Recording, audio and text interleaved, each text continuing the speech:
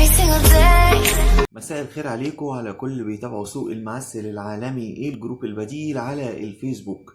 قبل ما ابدا حلقه النهارده اتمنى كل اللي بيتابعوني يعملوا انضمام لسوق المعسل العالمي ايه الجروب البديل على الفيسبوك، وما ينسوش يعملوا اشتراك في القناه والتشيشه فليفرز عشان يوصل لكم احدث النكهات من احدث الماركات. نعمل سبسكرايب ونفعل زر الجرس، وما ننساش ان احنا نعمل شير للفيديو ونعمل لايك مع كل اصحابنا اللي بيحبوا الشيشة والمعسل. حلقة النهاردة بمناسبة رمضان، من أشهر المشروبات الرمضانية اللي معروفة عندنا هو مشروب السوبيا. وإحنا عندنا هنا في مصر، عشان الناس بس اللي بيتابعوني من بره مصر، مشروب السوبيا هو عبارة عن مشروب بيبقى فيه مية ولبن وفانيليا وجوز هند. ده بالنسبة لمشروب السوبيا عشان الناس اللي بره مصر اللي بيتابعوني، سواء كانوا من الأردن أو من العراق أو من السعودية أو من الإمارات. الحمد لله نسبة المشاهدة على قناة اليوتيوب بقت كويسة، فالحمد لله الناس اللي بتتابعني بس بشرح لهم إيه هو معسل السوبيا. تمام؟ فهو معسل السوبيا ده اتلخص دلوقتي من الصعيدي للدخان دندش بقى إيه؟ بقى جوز هند. بقى جوز هند. دندش جوز هند. تمام؟ معسل جوز الهند. نفتح ونجربه مع بعض. ومعلومه بس حابب اقولها لكم ان الفيديوهات الجايه ان شاء الله اللي هتتعمل معظمها هعمل معاكم تجربه المعسل لايف عشان نكتشف مع بعض الدخانه عامله ازاي والطعم عامل ازاي بناء على التعليمات اللي جات لي من الساده اللي بيتابعوني بصفه مستمره. نسيت اقول لكم معاكم احمد مدحت، خبير في تذوق المعسل وليس في صناعه المعسل.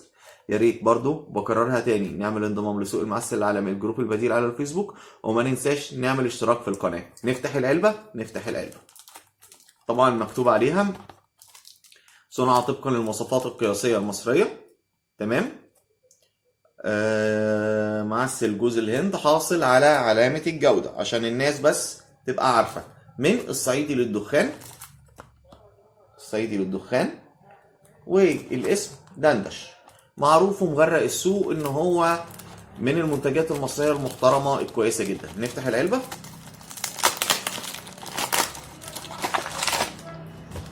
كالمعتاد ده التغليفة بتاع الدندش. تمام؟ كيس الاسود. نفتح. الريحة سوبيا يعني، مش هزار. سوبيا.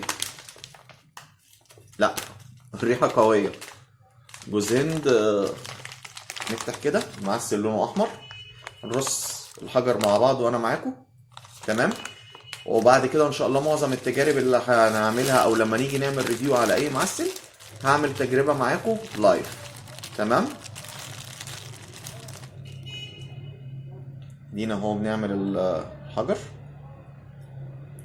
شقائنا العرب سواء في الخليج او في السعودية في الامارات في فلسطين، حبايبنا اللي في فلسطين بيقولوا ايه، ومعظم البلاد العربية بيقولوا بنعبي الراس. مش احنا هنا في مصر بنقول ايه، بنعبي الحجر. احنا دلوقتي كده بنعبي الراس. تمام؟ بين الراس نرجعه بس في مكانه. تمام؟ لون المعسل احمر. تمام؟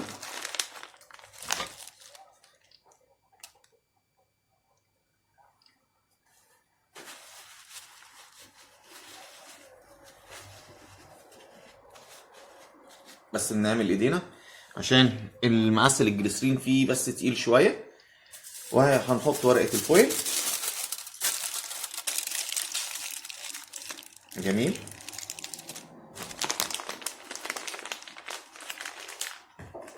نحط المعسل في العلبه، وبعدين نبتدي دلوقتي كده.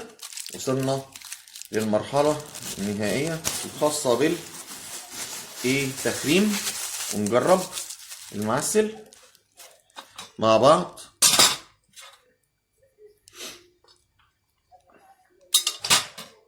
طبعا بما اني دلوقتي مش لاقي خلة سنان هنعمل كده.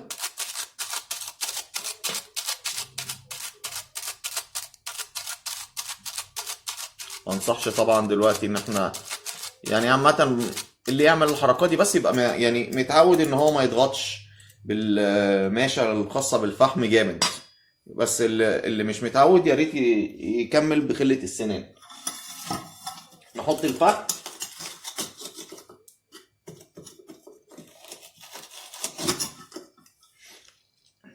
نجرب بقى.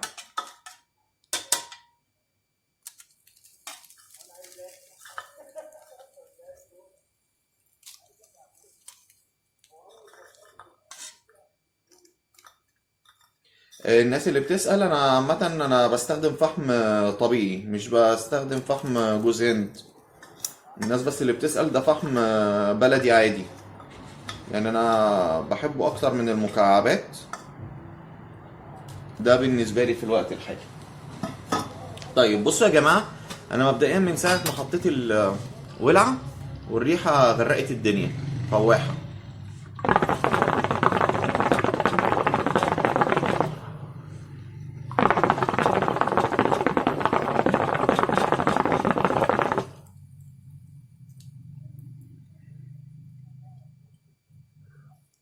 شايفين الدخانة عاملة ازاي؟ نجرب تاني.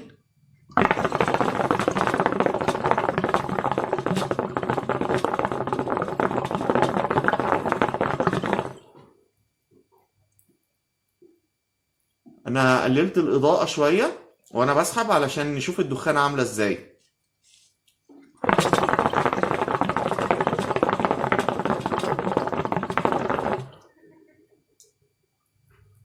الطعم جوز هند رائع. يا سلام بقى لو معاه كوباية صوبيا كده، لا هيبقى زي الفل. على فكرة معسل دندش جوز هند، طعمه طبيعي حلو جدا، طعم جوز هند. اعلى حاجة لو لاحظتوا، عايز بس اثبت حاجة عشان الناس اللي دايما بتقول معسلات المصرية مش حلوة، لا دندش ممتاز. بس عايز اثبت لكم حاجة بس في دلوقتي، وعايزكم تتابعوني فيها.